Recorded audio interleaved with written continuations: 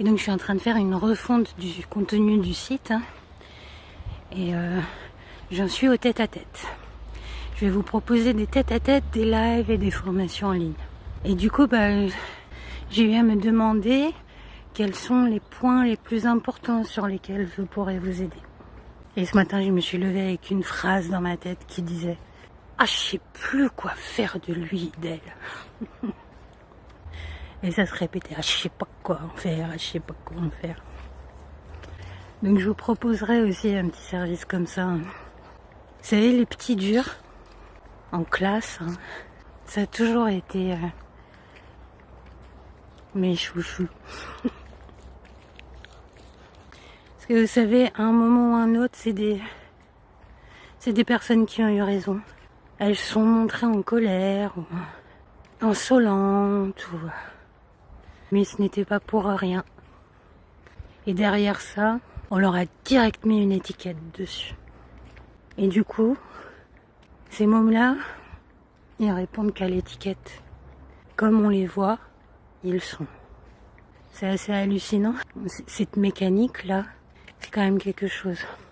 Et j'avais très envie du coup de vous parler d'un petit en particulier qui est encore dans mon souvenir très vif.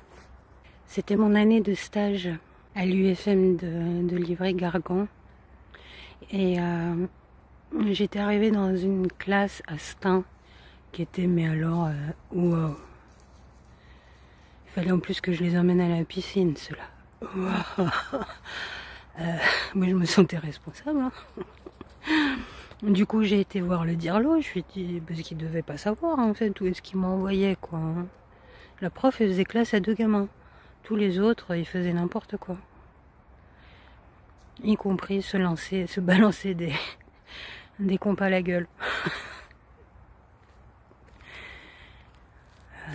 Elle les emmenait à la piscine, quand même. Du coup, j'ai été voir le directeur, il m'a dit, ah, c'est comme vous voulez, soit vous démissionnez, soit vous y allez. On apprend sur le tas ici. Bah oui, tu parles. Les profs ne m'ont rien mis strictement, rien appris dans cette UFM. Mais rien du tout, quoi. Et du coup, moi, j'avais 2 semaines de vacances, en fait, pour me préparer.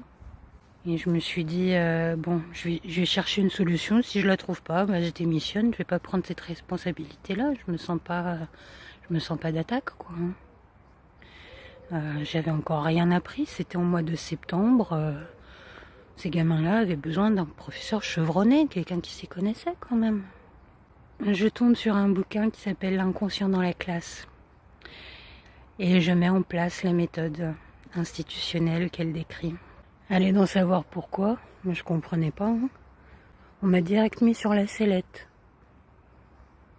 Dès ce premier stage. Parce que j'avais utilisé cette méthode-là. Où en fait il ne fallait pas noter les gamins, il fallait qu'ils se corrigent les uns les autres, etc.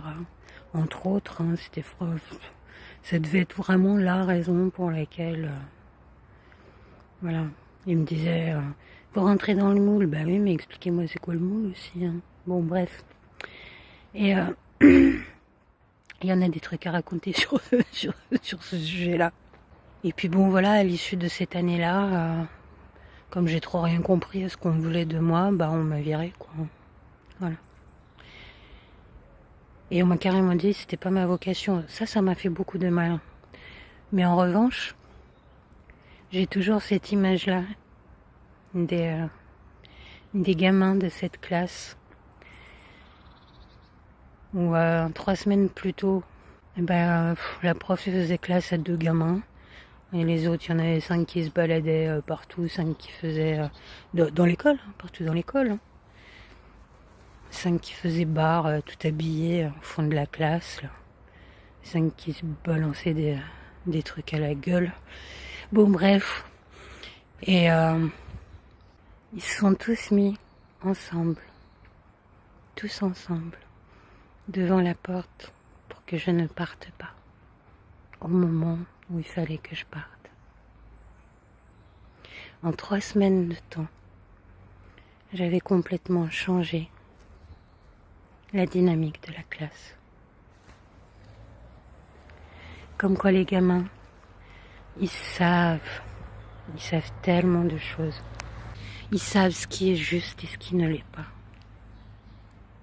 Ils n'ont juste pas les mots pour le dire. Et il y avait un petit dur en particulier. Ses mains. 9 ans le petit dur. Mais voilà la terreur. La première semaine où il me prenait pour un adulte normal, hein, il m'a tout fait. Il m'a tout fait. Il s'est carrément barré de l'école. Il a refusé de bosser. Il a été super insolent. Et je vais vous raconter juste une toute petite anecdote qui est trop marrante. Je leur apprenais la chanson « Je veux du soleil ». Et à l'époque, il y avait la pub d'Anao qui utilisait cette chanson. Et du coup, une première fois, lui, il y est allé. Je veux du soleil. Et lui, Danao. Ça m'a fait exploser de rire. Du coup, pendant toutes les répétitions et à l'enregistrement, c'était lui qui était le préposé au Danao. Avec sa super voix de rappeur. Ouais. C'était super marrant. L'insolence de ces gosses, quand on la prend pas perso, elle est tellement géniale, quoi. Mais géante. Et ben, au bout de 3 semaines avec moi, et grâce à la méthode institutionnelle, hein, il n'était plus du tout vu comme la terreur. Ni par les élèves, ni par les profs. Il était vu comme le meilleur danseur que tout le monde venait voir pour lui apprendre à danser. Et ça se fait petit à petit en laissant être simplement les gamins. Il faut juste les laisser être qui ils sont à chaque instant. Il faut les comprendre. Il faut savoir qu'ils ont eu raison d'agir comme ils ont agi, que c'était pas de leur faute. C'est la faute des adultes. C'est toujours la faute des adultes qui les entourent. Hein?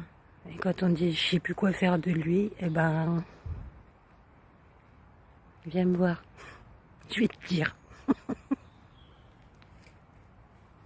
Parce que les adultes aussi, ils ont été maltraités dans leur enfance et du coup ça c'est devenu des adultes maltraités.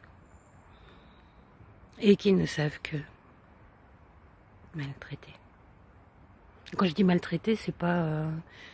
je me suis mal exprimée. C'était vraiment ne pas traiter comme il faut, quoi. C'était pas tabasser, ou, voilà, quoi. Ne pas voir quel est le problème et ne pas avoir conscience des conséquences de ce qu'on dit aux gamins, quoi.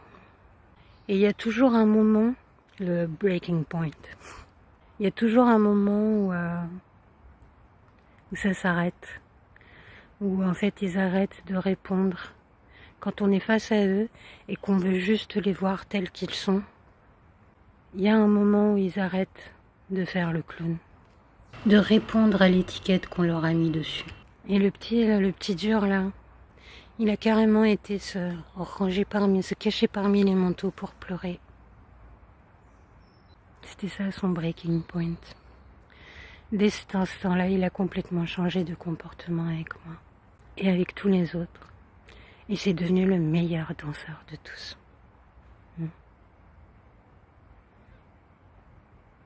Ça, c'est vraiment un souvenir que je chéris, mais de tout mon cœur.